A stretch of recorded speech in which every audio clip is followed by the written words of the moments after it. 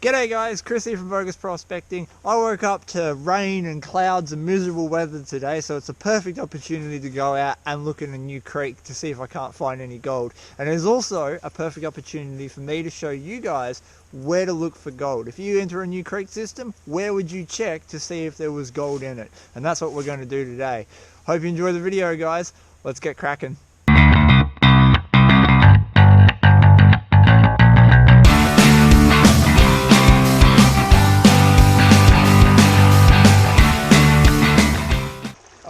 I've found another spot. This is a classic deep low pressure system. You can see the water coming down this stream here is moving quite fast into this waterfall. Now as it hits that waterfall, which is a bedrock waterfall, the pressure drops off because it is very, very deep just here and it widens out. So if you watch the current really quick, starts to peter off, and then very calm water down there. As I'm walking on the bottom, you're not going to be able to see it, but as I walk on the bottom, I can feel really large rocks deposited around here, and that's a good indication that this is where the heavies started dropping out. So if a heavy big boulder's dropped out here, gold's also going to drop out here, being 19 times heavier than the water. Talk about large rocks dropping out. These are sort of the mid-size. You will get something what you consider a boulders dropping out as well, but these sort of rocks came up on my shovel, and then just at the bottom there we started to hit a little bit of clay, which means that we are hard up against the bedrock, and if there is any gold here, it's going to get trapped in that sort of clay. Hand it down to the concentrates and we'll see if any gold's been collecting at the bottom of this pool.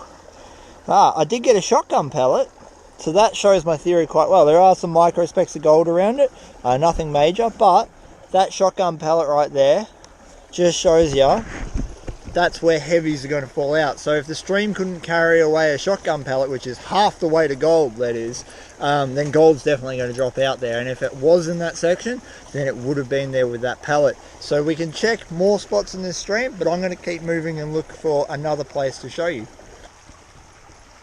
There's that little waterfall that we were just digging in down there, and just above it we've got another low pressure system, which is an inside bend. An inside bend is an incredibly common place to check for gold, and the reason is very simple, and this stream demonstrates it perfectly. Super fast water, nothing's going to stop there because it's going to get sucked away during floods and all that sort of stuff when gold moves. It hits the corner where Grizzly's big head is in the way, and you see the stream flow comes around this bank. It hits bedrock over here and it turns.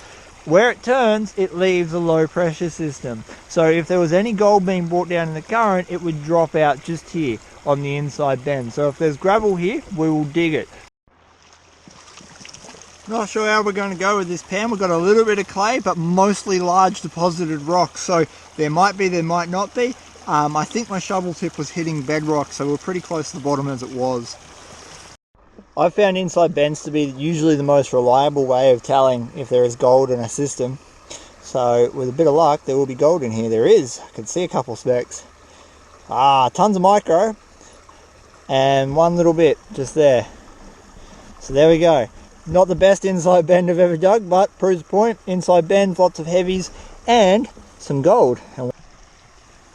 Not even 2 meters away from that little inside bend, we have another one. Now, one of my favorite places to check are obstructions.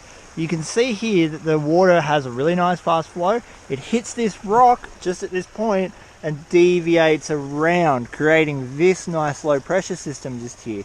So there again, there is a chance that gold will drop out there from the current.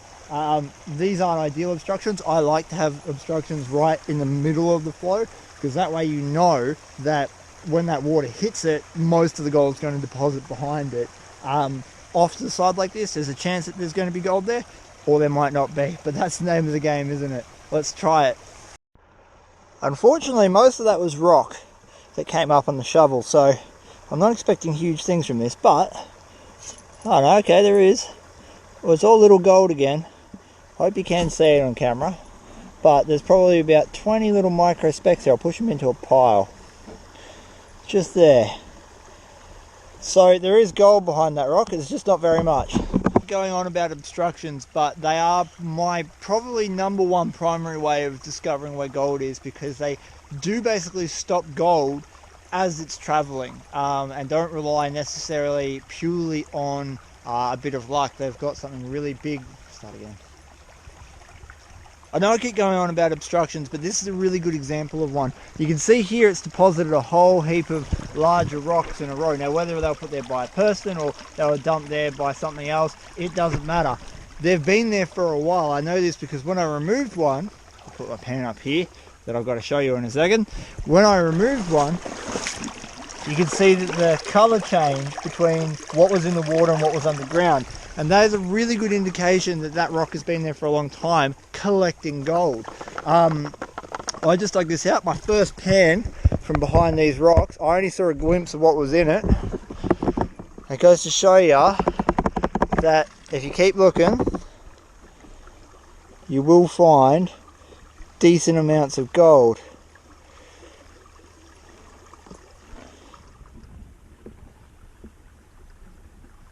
There we go. That is a really good spec count. There's probably a good 30 or 40 specks there. So we'll take another one and we'll see if that gold gets better. So what I've done is I've taken 5 pans from right across that length of that obstruction, and I put all of those concentrates into the pan. I haven't checked yet, so I am a little bit excited because there was some alright gold in that, in those first pans. So 5 pans worth of concentrates. Yeah, there we go. Got little bits of gold on quartz down here. Tiny little bit, but it's there. And lots of micro. Lots of really fine gold. So, good spot, good spec count. Little river sluice here. Clean that out in no time at all. So guys, there's some of my favourite spots to check for gold. Inside bends, wide deep sections and behind obstructions. If you check those spots and you're in a gold bearing area, there's a good chance that you'll find at least a couple of specks. And if you hit the right inside bend, if you hit the right deep section and everything goes your way, you will find a lot of gold behind them. Remember that this isn't an extensive list. There are way more places that you can check for gold. So don't be afraid to stick your shovel in anywhere. And I will be covering more of them in a future video when I get onto a creek that actually has some of those spots. I didn't do an extensive amount today and I still got a large amount of gold, which I'm really excited about. I'm going to show you that in a second. So thank you very much for watching. Hit subscribe if you want to see any of our future videos. And remember to like our Facebook page, Vo-Gus Prospecting. In the meantime, guys, hope to catch you out here sometime and check out this gold.